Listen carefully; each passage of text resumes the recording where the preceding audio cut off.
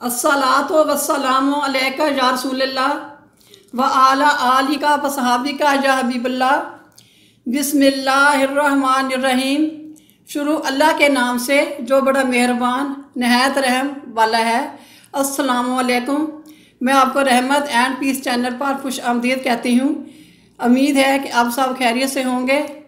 मेरी दुआ है कि अल्लाह ताला आपको अपने हिफ्ज़ व अमान में रखे। आज का मौजू है ज़ुहूर कुदसी। मक्का में कुरैश एक मुमताज़ कबीला था और बनु हाशिम बहुत मुअज़्ज़ज़ थे। बनु हाशिम के सरदार अब्दुल मुत्तलिब काबा के मतवली थे, जो नहायत मुत्तकी और परहेज़गार थे। अब्दुल मुत्तलिब की औलाद में हज़रत अब्दुल्ला सबसे ज़्यादा खूबसूरत नौजवान थे। उनके चेहरे पर एक ख़ास चमक और नूर अबीदा था। वो इंतहाई शरीफ और नेक इंसान थे।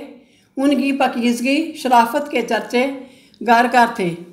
इसी वजह से मदीना तैयबा, जो उस वक़्त जसरफ कहलाता था, कि उसके मुअज़्ज़ज़ घराने की बेटी आमना, जो नहायत पाकबाज और इफ़्फ़त माब लड़की थी, का रिश्ता अब्दुल मुत्तलिब के पास हज़रत अब्दुल्ला के लिए आया। हज़रत अब्दुल मुत्तलिब ने वलात अमल मंजूर फरमाया और बीबी आमना हज़रत अब्दुल्ला के अक़द में आ गई। शादी के कुछ अर्सा बाद हज़रत अब्दुल्ला वफ़ात पा गए। उस वक़्त हज़रत आमना अमीर से थीं। हज़रत अब्दुल्ला की वफ़ात में अल्लाह ताला की ज़बरदस्त हिकमत पशीदा थी कि माँ बाप की हस्ती का अदब एहतराम औलाद के लिए लाजमी करार दिया गया है, और चूँकि आने वाली अजीम तरीन हस्ती के लिए खुदाए जल के अलावा किसी और के सामने झुकना मंजूर ना था, इसीलिए अल्लाह ताला बुज़ुर्ग बर्तन ने हज़रत अब्दुल्ला को अपने पास बुला लिया।